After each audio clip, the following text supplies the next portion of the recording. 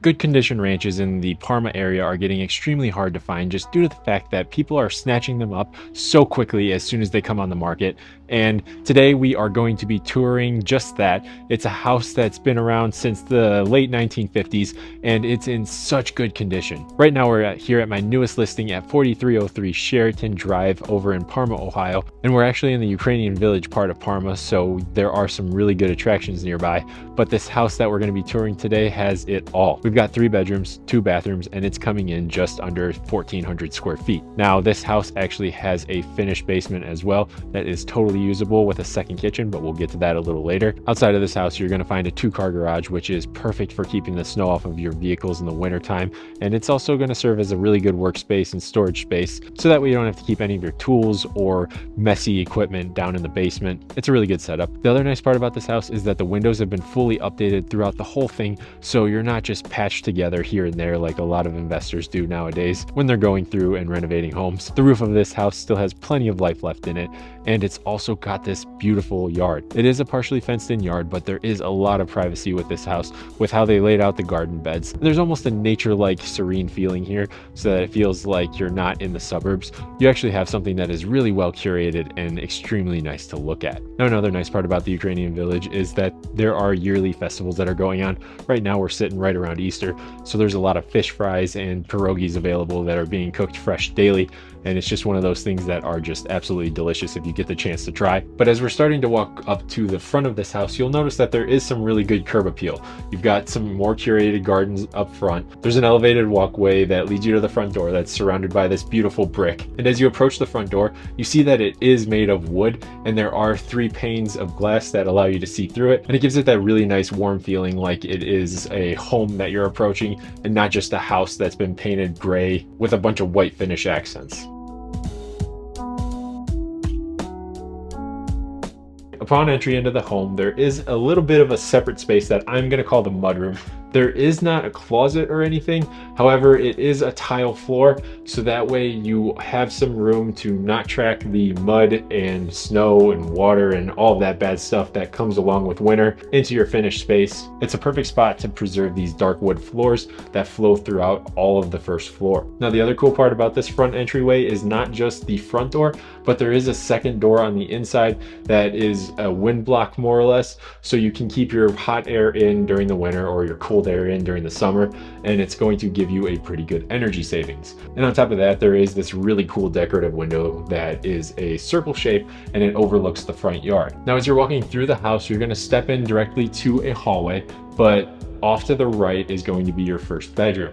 Now, this bedroom overlooks the front of the house, and it is going to serve as a really large space. You have plenty of room in here to get a king size bed and a dresser if you want. It's got a well-sized closet, and it's got a really pretty view of the front yard. If you're spending any amount of time in this space, honestly, if I were using it for myself, this would be the perfect office because it's kind of separated from the rest of the house, but it also has a great view, so you can keep an eye on what's going on throughout the day. Further down the entry hallway, you're going to get the first sneak peek of the living area. And at the end of this hallway, there actually is a coffee bar that is perfect for a little bit of extra storage, and just having some of those curated coffee tools sitting on the floating shelves is going to give it a really nice aesthetic, and it makes it feel warm.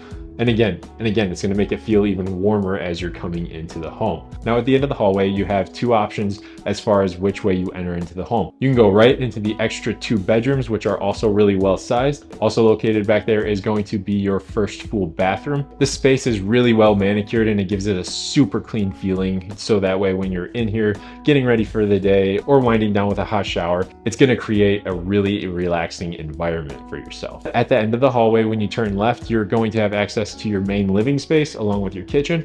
Now, the living space in here is perfect for having a sectional couch and still having that stick off of the wall and having some additional room behind it, so that way you could put some storage or maybe another seating area. In here, you're going to have more than enough space to entertain family and friends when they come over, or if you're just hanging out for the evening with just the family, that totally works fine as well. Now, these 1950s and 1960s homes have some really cool character to them, and this one actually still has the original doorbell built into the wall, and it's just a really cool touch to give it that era specific look. Now, something that I really love about this living room is the fact that this massive front window overlooks the entire front yard, similar to that space that I was describing that I would use for an office. The window spans almost the whole front of the house, and it just lets in a significant amount of sunlight. It's just one of those things that anyone would be super excited to have as a part of their home, just due to the fact that they could set a ton of plants in front of it if they have a green thumb, and it would give the house a nice indoor-outdoor feeling. Or if you just want to enjoy that view, that is totally an option as well. Now back over in the kitchen area, this is going to serve as an eating kitchen. There's plenty of space to get a full table in here, so that way you could dine in and just spend some time with the family in the mornings before you go off to work. And it flows incredibly smoothly from the living area over into the kitchen, so it's really effortless to navigate your way around this house. Now, something else to note about this dining area in the kitchen is going to be the fact that it has another huge window overlooking the backyard.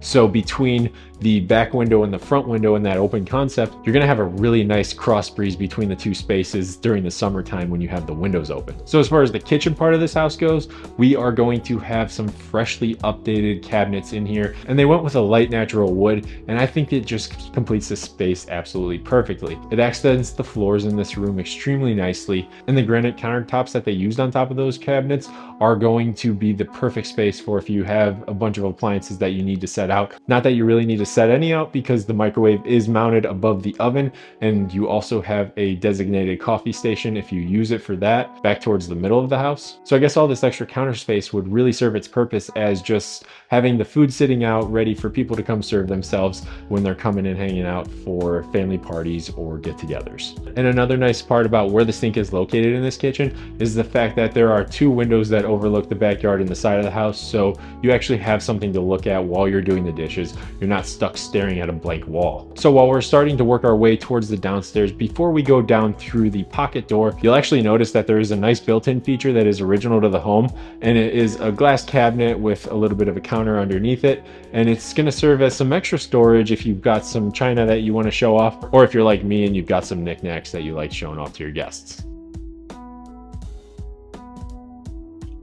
Now down in the basement, it gives it more of a retro vibe where you have the wall panels that are made of wood, and it's a checkered tile on the floor. We've got the wet bar behind me. It serves as the perfect place that you would have hung out in the, say, 60s, 70s, probably 80s too. Just hung out with your friends, had some drinks, maybe played some games. But the nice part about this downstairs is that it's not just a relaxing hangout area. There are some separate sections that are going to serve as some really useful spaces. Off of what we're going to call the downstairs living area is going to be another room that has closets in it. It's just open with a large window into this room. And if you really wanted to, you could close that off and turn it into a fourth bedroom for this home. The other cool part about this basement is the fact that there is actually a second kitchen down here. You've got an oven, a sink, separate countertops and cabinet space over in a totally different part of the basement. And it's really going to benefit the next homeowner if they are big on entertaining and they need two places to cook at the same time.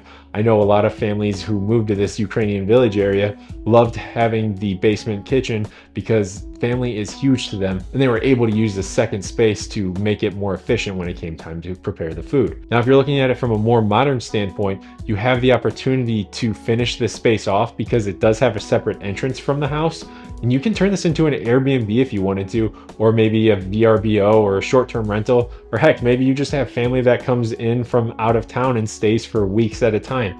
They would have their own separate space because the downstairs actually has one more feature that not a lot of people are going to expect, and it's got a full bathroom down here. It's got a nice updated feeling to it, and it's got a full shower stall in it. So realistically, if you had guests staying here, they wouldn't really have to go upstairs unless they needed something from you. So I guess that's another good way to look at it. If you wanted to make a little bit of extra income, you could throw it up on Airbnb for $100 a night, and that could potentially cover a lot of your mortgage payment, or you could leave it as is and open to the top and bottom and just take advantage of having the extra space down here. Now, if you're looking to move to that Parma area that has the ranch style living, needs minimal maintenance over the years, this is going to be the house for you. If you want to take a tour of it, feel free to reach out to me and my team. We can get you in here, but I have a feeling this one's going to move pretty quickly, so make sure you reach out while you can. All my contact info is down in the description, and while you're down there, make sure you like and subscribe to keep up with everything that's going on in the Cleveland area.